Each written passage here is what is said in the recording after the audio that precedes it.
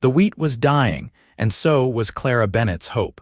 But she refused to stop swinging that broken scythe even as the jagged metal tore blisters into her palms.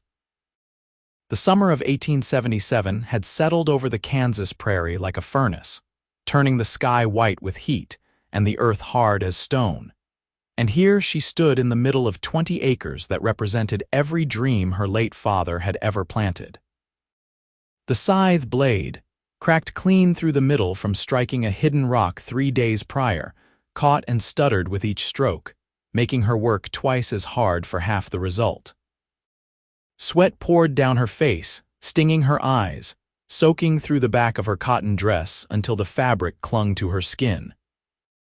She was 22 years old, alone on this homestead since February when pneumonia had taken both her parents within a week of each other, and she would be damned if she let this wheat rot in the field after everything they had sacrificed. She heard the horse before she saw it, the steady clip of hooves on the hard-packed earth of the wagon road that ran past her property. Clara did not look up. Passers-by were common enough, and she had learned that a woman alone could not afford to appear too eager for company. She kept swinging, kept fighting with the broken blade, kept moving down the row even though her arms screamed and her back felt like it might snap. "That blade's going to give out completely before you finish the acre." The voice was deep, warm like whiskey, and closer than she expected. Clara jerked her head up, nearly losing her grip on the scythe handle. A man sat astride a bay mare not 15 feet away, and she wondered how he had gotten so close without her noticing. He was perhaps 26 or 27, with dark hair that needed cutting and eyes the color of creek water in spring. Dust covered his clothes, the worn denim and leather of a working cowboy, and a bedroll was tied behind his saddle. His face was sun-darkened and honest, with the kind of features that were more interesting than handsome, strong and angular with a mouth that looked like it smiled easily. "I'll manage," Clara said, lifting her chin. She had heard too many stories of women losing their land, their homes, their lives to men who showed up offering help and delivered something else entirely. The cowboy swung down from his horse in one fluid motion, moving with the easy grace of someone who spent more time in the saddle than on the ground. He pulled something from his saddlebag and walked toward her, stopping a respectful distance away. "Name's Jesse Tanner," he said. "I'm heading north to Abilene, looking for work with one of the cattle outfits. Passed through here yesterday and saw you working. Passed through again this morning and you're still at it with that broken blade." He held out what he had taken from his bag, a whetstone, dark and smooth from use. "Let me sharpen it for you. Won't take but a few minutes."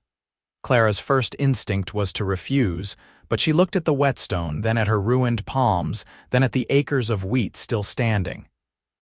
The grain was ready, past ready really, and every day she delayed meant more kernels would shatter and fall, more yield lost. She had already sold her mother's wedding ring and her father's rifle to pay the land taxes. She could not afford to lose this harvest. "Why would you do that?" she asked, suspicion threading through her exhaustion. Jesse met her eyes, and something in his gaze was steady and true. "Because you need help, and I've got a whetstone and 10 minutes to spare." "Because my own mother worked herself half to death on a hardscrabble farm in Missouri, and I wish more people had stopped to help her." He paused. "And because it's the right thing to do."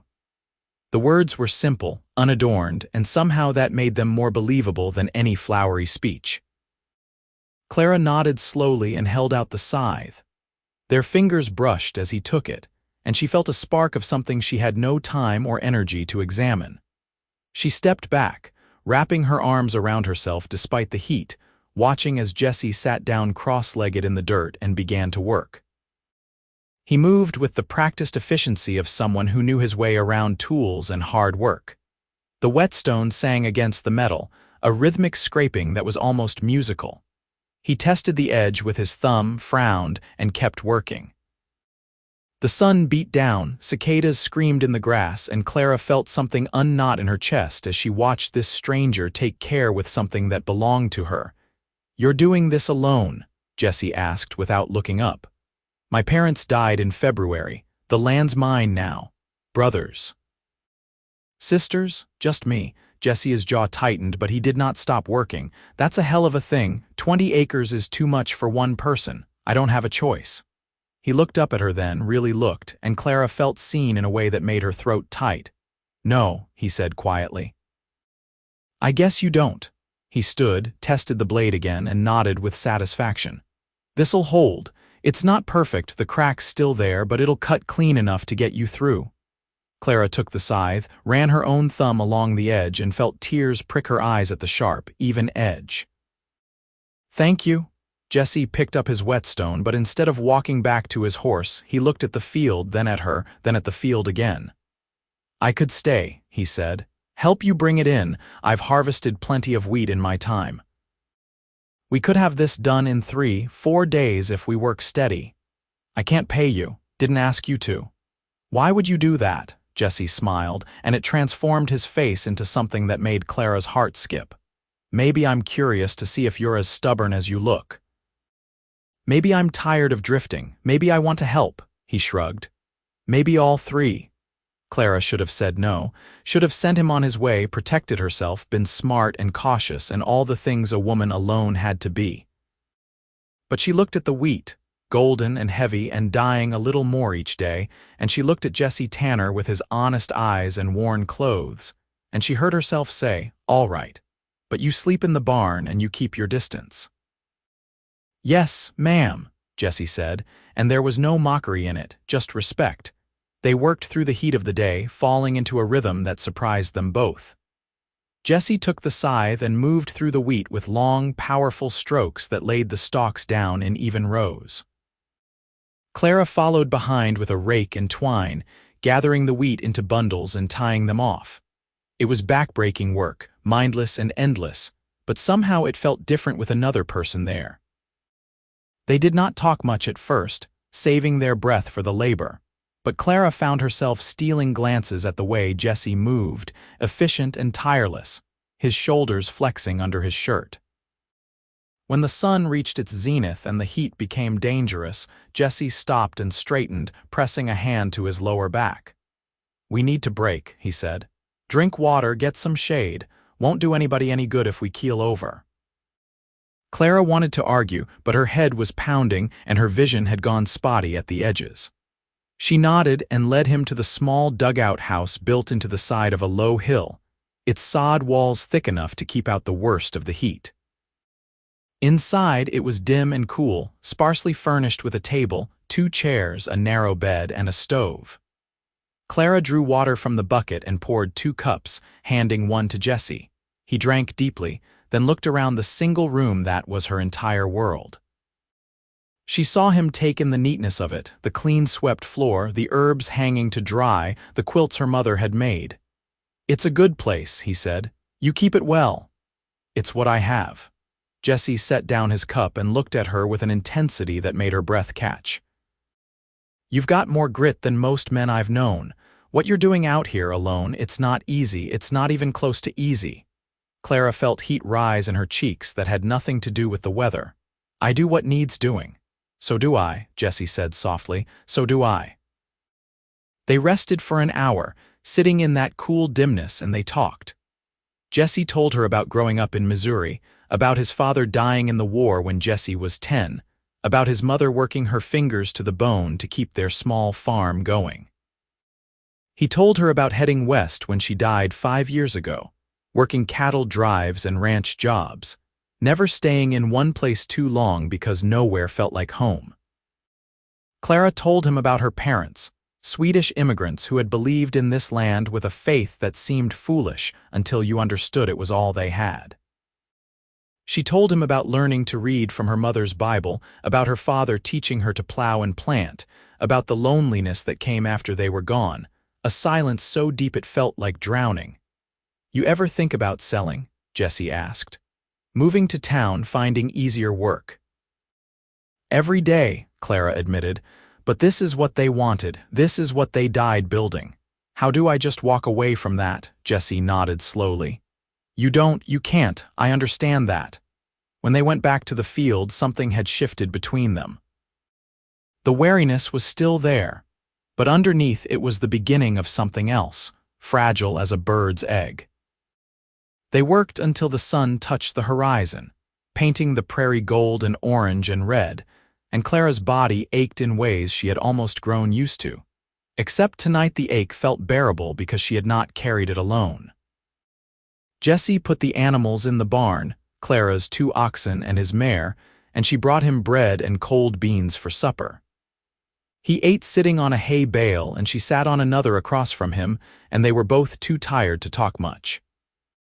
But when she stood to leave, Jesse stood too, and he said, "Thank you for trusting me. I know it wasn't easy." "Thank you for staying," Clara said, and she meant it more than she could express. She lay in her narrow bed that night, listening to the prairie wind and the distant yip of coyotes, and she thought about Jesse Tanner sleeping in her barn. She thought about the way he had sharpened her scythe without being asked, the way he had worked beside her like it was the most natural thing in the world, the way he had listened when she talked about her parents like their lives mattered. She thought about these things, and she felt something unfurl in her chest that she had thought died with her mother and father, something that felt dangerously close to hope. They fell into a pattern over the next 3 days. Up before dawn, working through the cooler morning hours, breaking during the worst heat, then back to it until dark. The wheat came down in swaths, bundled and stacked, and Clara let herself believe she might actually save the harvest. Jesse proved himself in 100 small ways. He fixed a broken hinge on the barn door without mentioning it. He repositioned the stacks to catch better airflow for drying. He shot a rabbit for their supper and cleaned it without fuss. He was steady, capable, and kind, and Clara found herself watching him more than the work.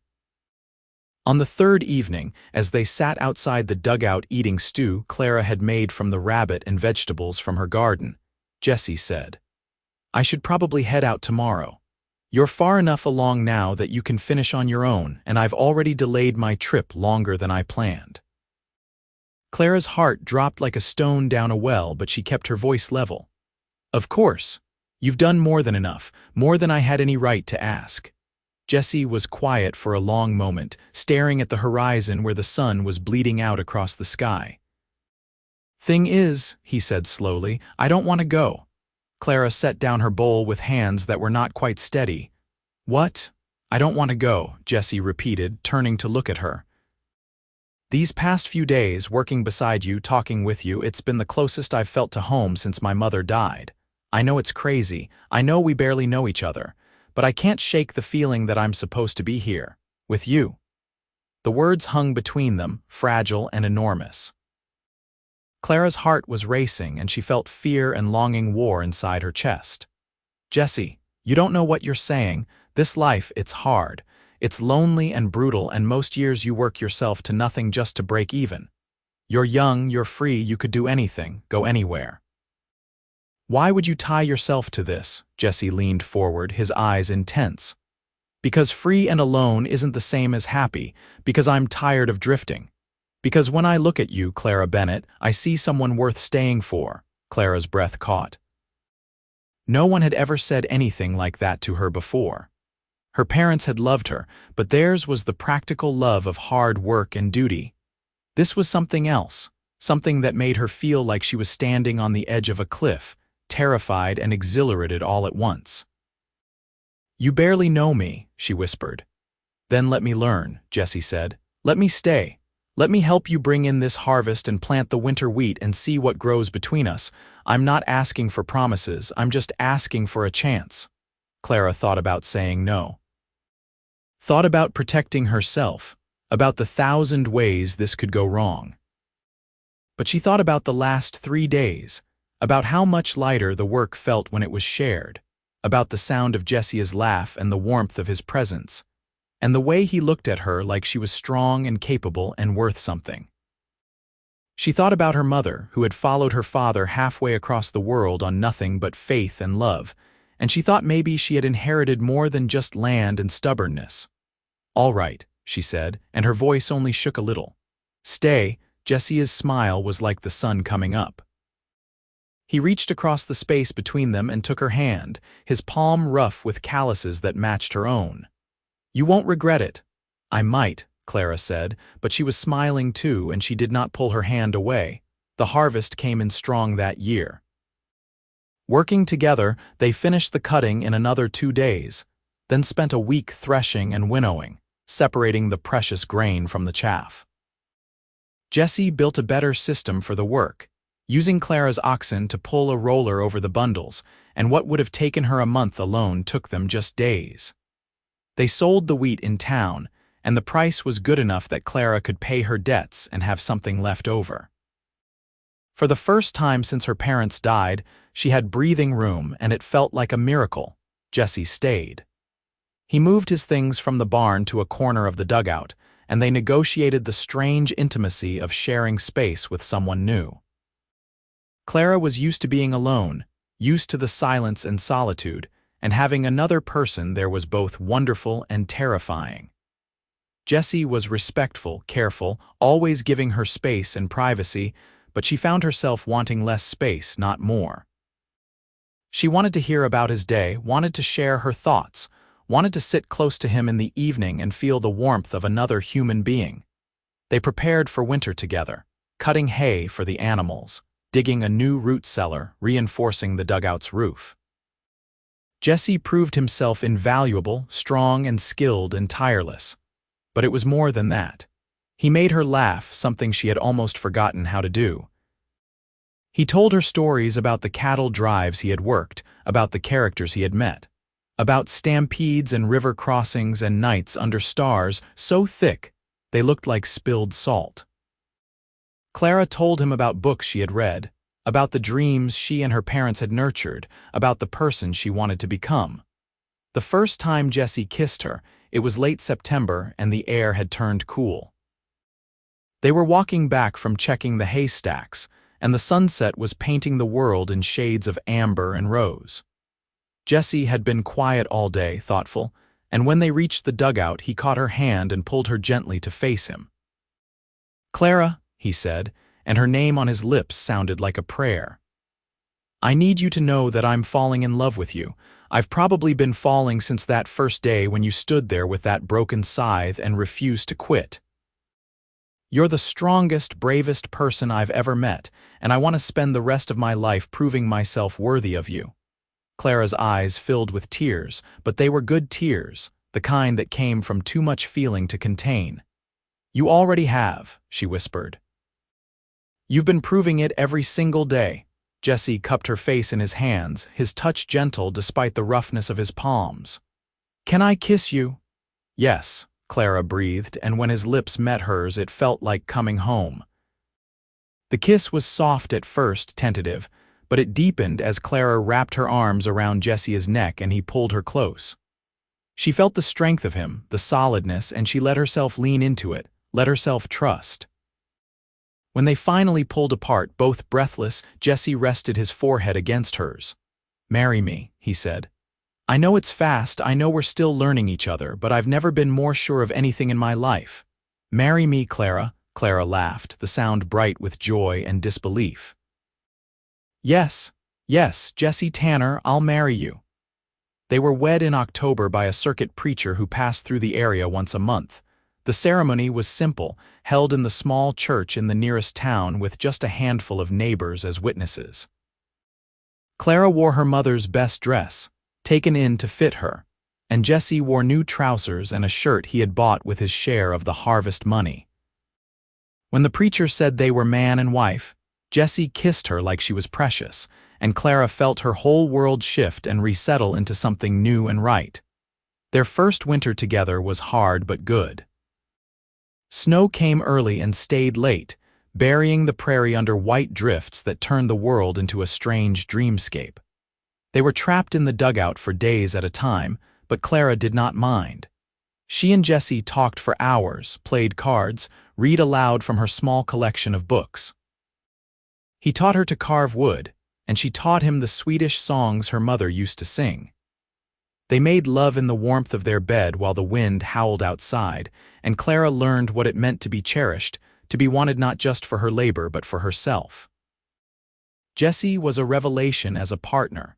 He never expected her to serve him, never treated her like something he owned. They worked side by side, made decisions together, fought sometimes but always talked it through. He valued her mind as much as her strength, asked her opinion on everything from crop rotation to how to spend their money. For the first time in Clara's life, she was not alone in carrying the weight of survival, and the relief of that was almost overwhelming. Spring came and they planted together, turning the earth and sowing wheat and oats. Jesse had ideas about trying some corn on the south section, and Clara agreed it was worth the risk. They bought 2 cows with their saved money, the beginning of a small dairy herd, and Jesse built a better barn to house them. The work was endless, but it did not feel like drowning anymore. It felt like building something, like investing in a future that belonged to them both. In May, Clara realized her monthly courses had not come. She said nothing at first, afraid to hope, but when another month passed and she started feeling sick in the mornings, she could not hide it anymore. Jesse noticed everything about her, noticed when she paled at the smell of bacon, when she had to sit down suddenly, when her breasts grew tender and full. "Clara," he said one evening, catching her hand and pulling her to sit beside him, "are you with child?" She nodded, searching his face for his reaction, and saw nothing but wonder and joy. "We're going to have a baby." Jesse's voice cracked on the last word, and his eyes were bright with unshed tears. "I think so. Yes." Jesse pulled her into his arms, holding her so carefully she might have been made of glass. "A baby," he whispered into her hair. "Our baby, Clara, you've made me the happiest man alive." They prepared for the baby through the summer and fall, working steadily to make the homestead more secure and comfortable. Jesse built a cradle from oak wood, carving it with scenes of wheat and prairie grass and horses.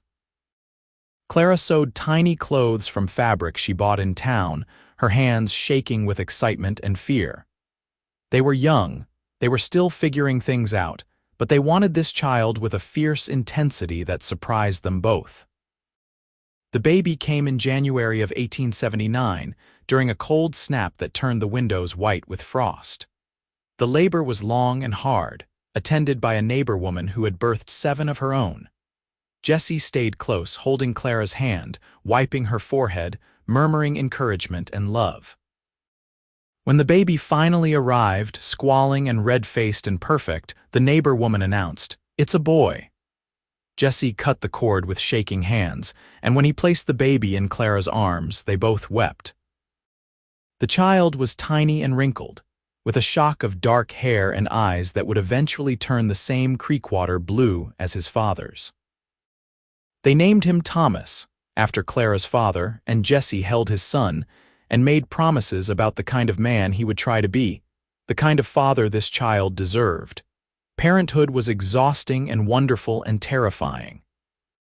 Thomas was a good baby, healthy and strong, but he demanded constant attention.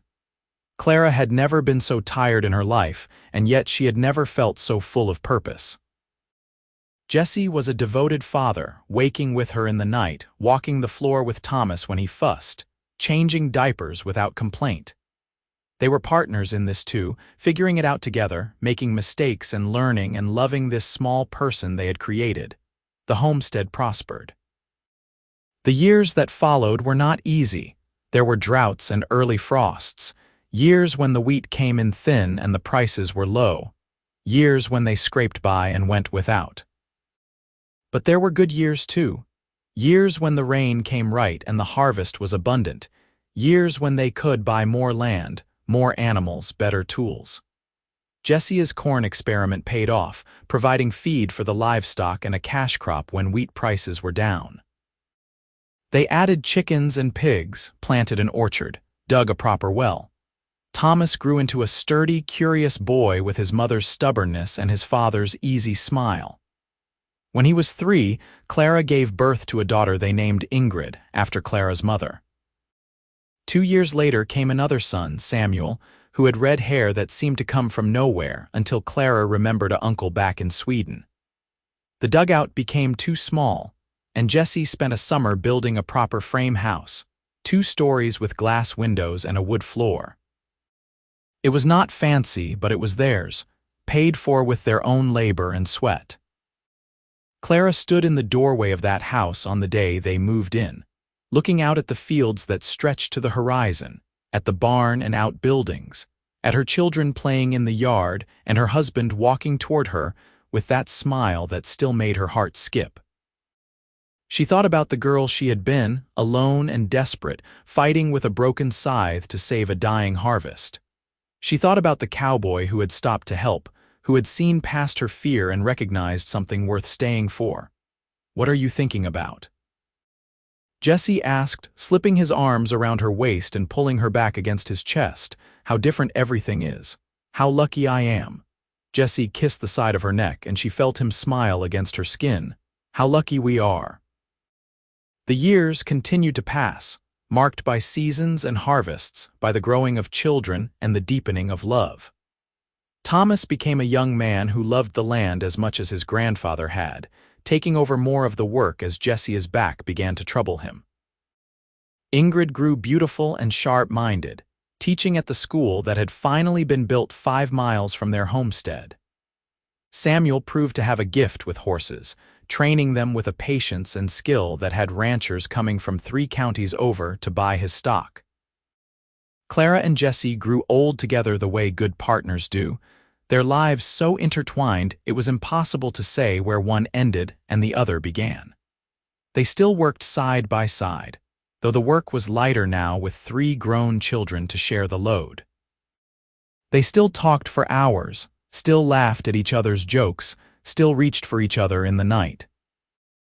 Jesse's hair went silver and Clara's hands became gnarled with arthritis, but when he looked at her, he still saw the fierce young woman with the broken scythe, and when she looked at him, she still saw the cowboy who had chosen to stay. On their 30th wedding anniversary, Jesse gave Clara a gift. It was the old scythe blade, the broken one from that first day which he had kept all these years. He had mounted it on a piece of wood and carved words into the frame, where it all began. Clara held it and cried, not from sadness but from the overwhelming fullness of a life well lived. "I never thanked you properly," she said, "for stopping that day, for sharpening the blade, for staying." Jesse took her face in his hands, the gesture as familiar and precious as breath. "Clara, my love, you thank me every single day just by being you. You gave me a home when I was drifting. You gave me purpose when I was lost.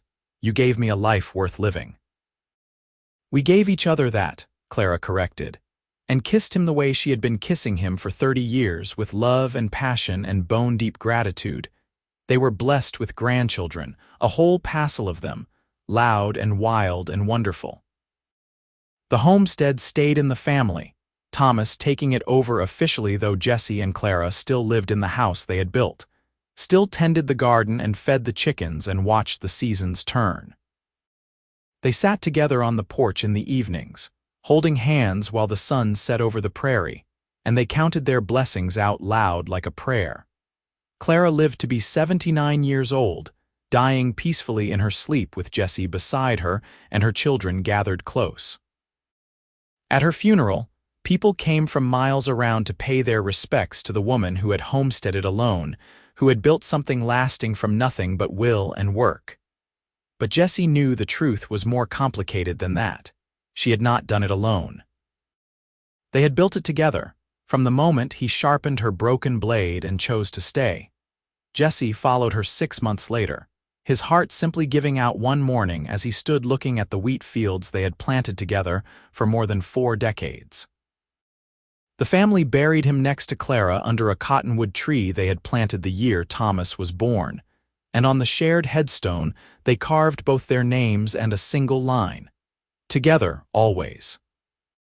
The homestead continued to thrive, passed down through generations who never forgot the story of how it all began. They kept the mounted scythe blade in a place of honor, telling and retelling the tale of the desperate young woman and the drifting cowboy who found each other in a Kansas wheat field in the summer of 1877. It became family legend, the kind of story that grew with each telling but never lost its essential truth. And the truth was this: love could start in the most unlikely places, born from something as simple as sharpening a blade and choosing to stay. Love could grow deep roots in hard soil, could weather droughts and storms and all the difficulties life could throw at it.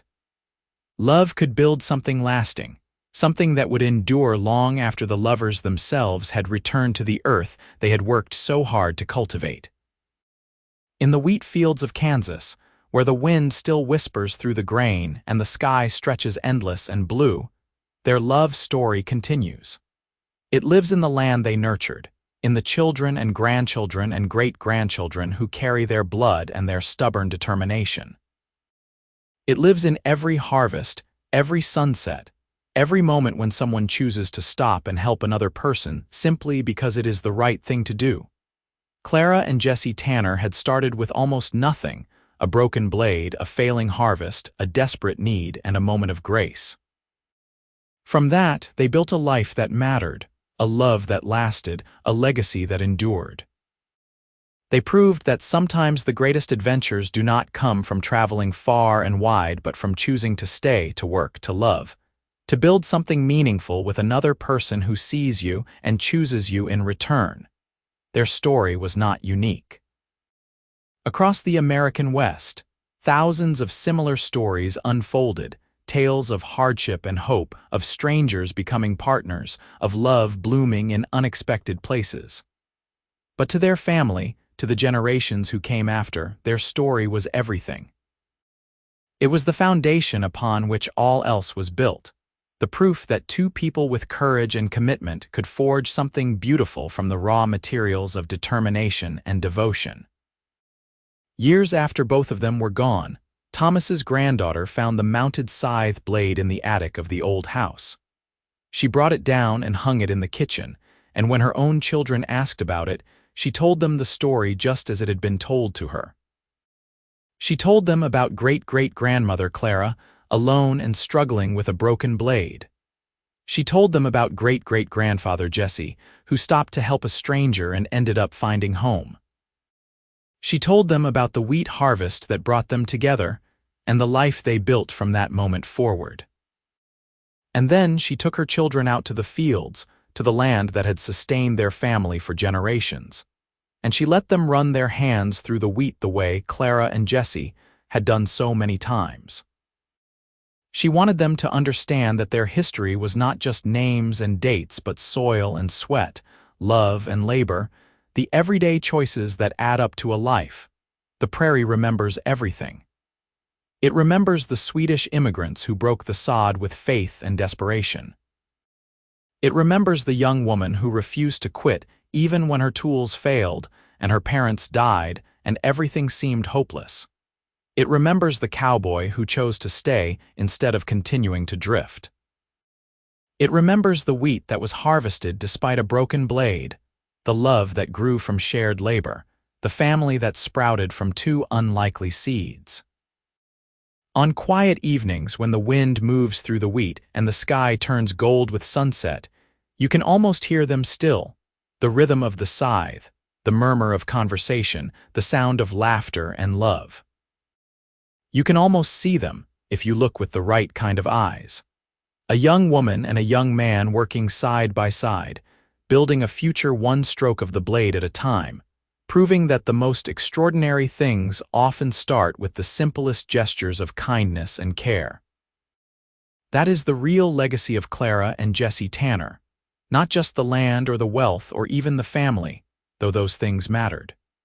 The real legacy was the example they set, the proof they offered that love can begin anywhere and grow into something that outlasts the lovers themselves.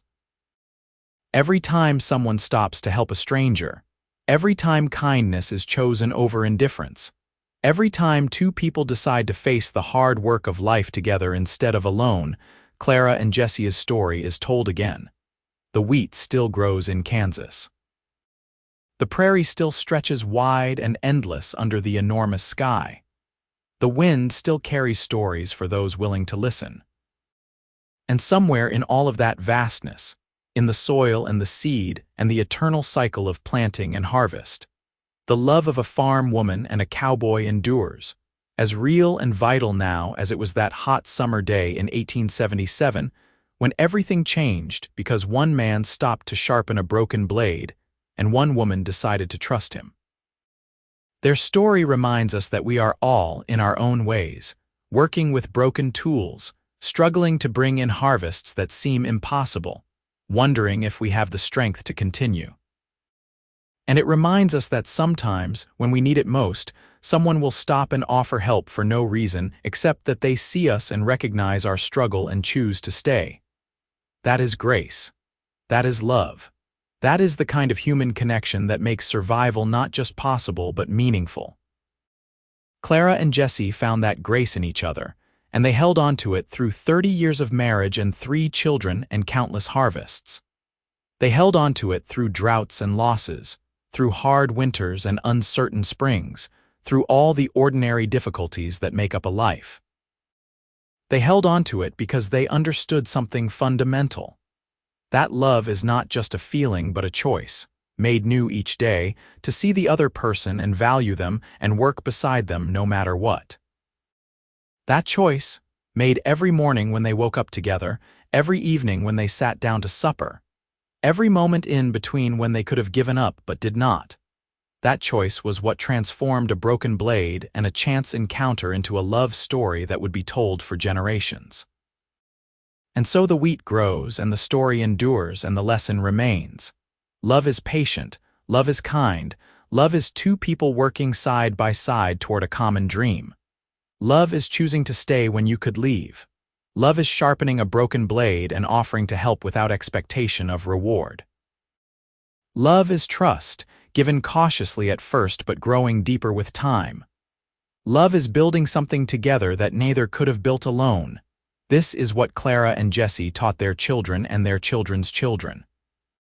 This is what the mounted scythe blade represents, hanging in the kitchen where everyone can see it. This is the truth that matters more than land or money or any material success. That we need each other, that life is meant to be shared, that the greatest wealth is finding someone who will work beside you and believe in the same dreams and choose you, again and again, every single day. The story of she who harvested wheat with a broken scythe blade and the cowboy who sharpened it and worked beside her is not just their story. It is all of our stories, or it could be, if we are brave enough to stop when we see someone struggling, generous enough to help without counting the cost, and wise enough to recognize home when we find it, even in the most unexpected places.